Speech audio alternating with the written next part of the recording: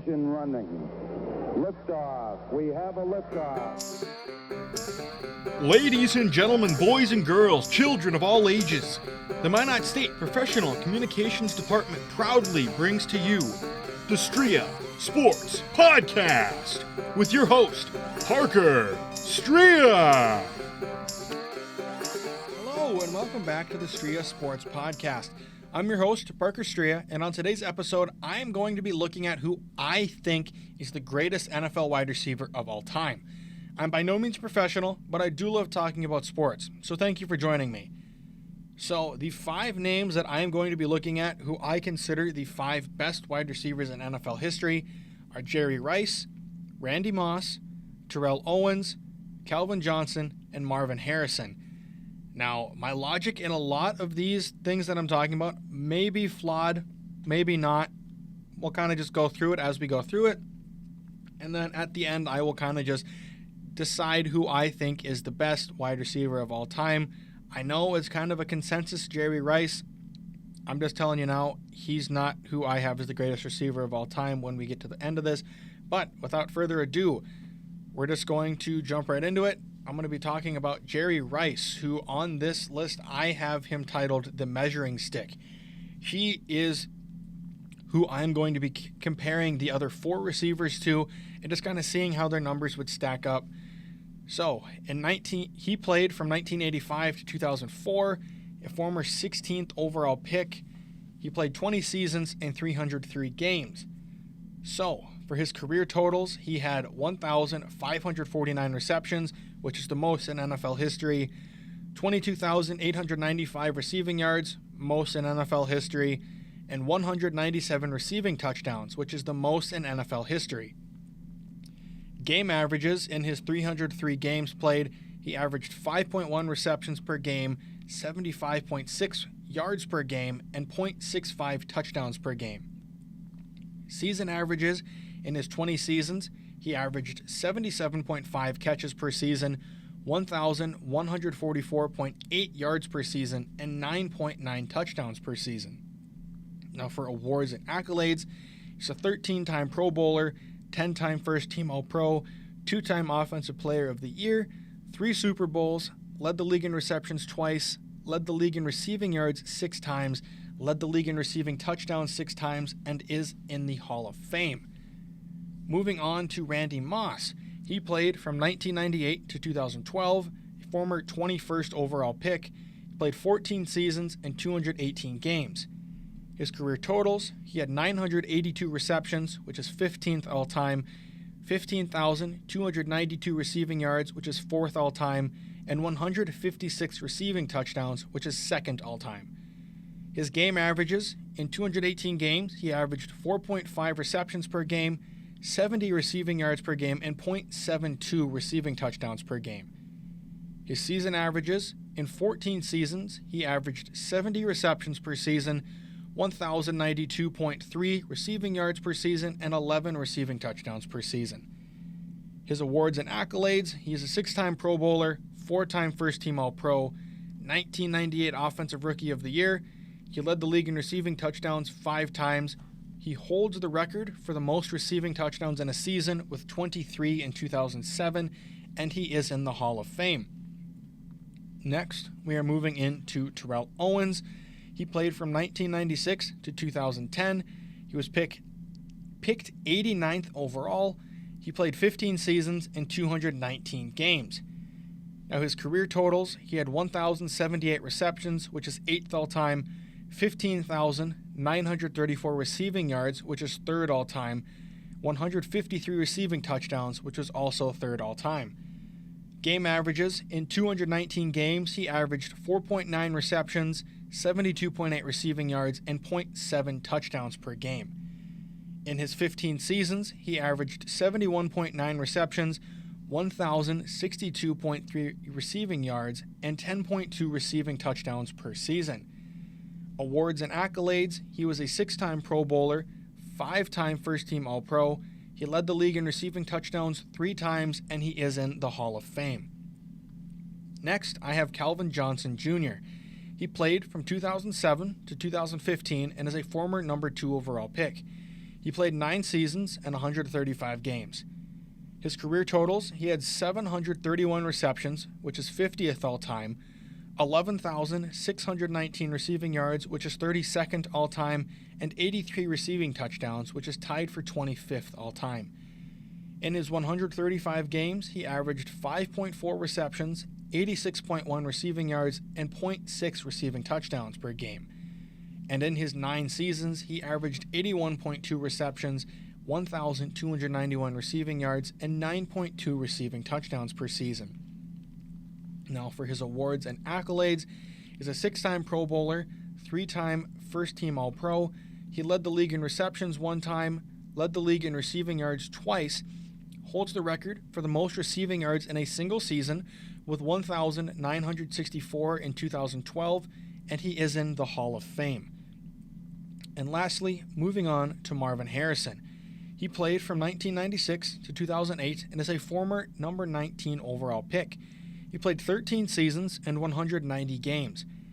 His career totals, he had 1,102 receptions, which is 5th all-time, 14,580 receiving yards, which is 9th all-time, 128 receiving touchdowns, which is 5th all-time. In his 190 games, he averaged 5.8 receptions, 76.7 receiving yards, and 0.67 touchdowns per game. In his 13 seasons, he averaged 84.8 receptions per game, 1,121.5 receiving yards, and 9.8 receiving touchdowns per season. His awards and accolades, he is an 8-time Pro Bowler, 3-time first-team All-Pro, 1 Super Bowl, led the league in receptions 2 times, led the league in receiving yards twice, and led the league in receiving touchdowns once. Okay, so now that we've went through all of those guys, we're going to be comparing all of their numbers to Jerry Rice, who I stated earlier I'm looking at as the measuring stick, and we're just kind of seeing how they all look. So, for receptions, Jerry Rice has 1,549 career receptions. Marvin Harrison is next on that list with 1,102, which is 447 less than Jerry Rice. Terrell Owens had 1,078, which is 471 less than Jerry Rice. Randy Moss had 982, which is 567 less than Rice. And Calvin Johnson had 731, which is 818 less than Jerry Rice. For receiving yards, Jerry Rice had 22,895 career receiving yards. Terrell Owens was next with 15,934, which was 6,961 less than Rice. Randy Moss had 15,292, which was 7,603 less than Rice. Marvin Harrison had 14,580, which was 8,315 less than Jerry Rice. And Calvin Johnson had 11,619 receiving yards, which was 11,276 less than Jerry Rice. Receiving touchdowns, Jerry Rice had 197, Randy Moss had 156, which was 41 less than Rice. Terrell Owens had 153, which was 44 less than Rice. Marvin Harrison had 128, which is 69 less than Rice. And Calvin Johnson had 83, which was 114 less than Rice.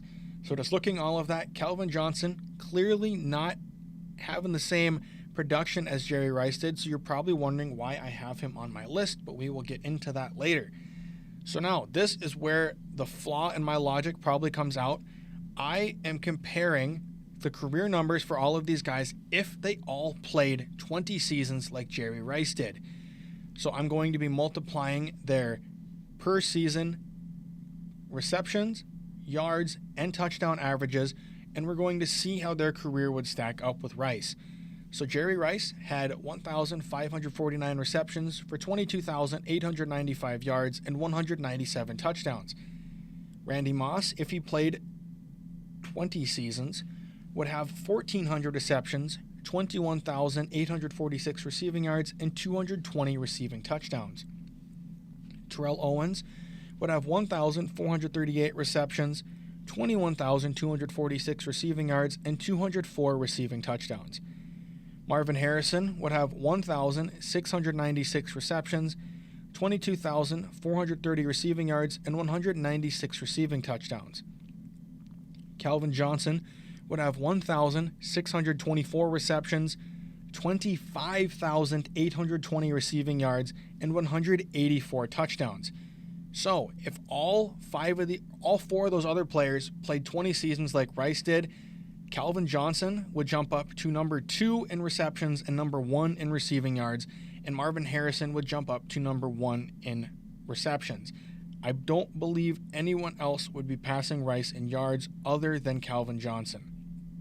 Okay, so now I'm just looking at who were the quarterbacks that were throwing to these receivers throughout their career, and I'm just going to say I didn't mention every single backup or every single other person that threw them a pass.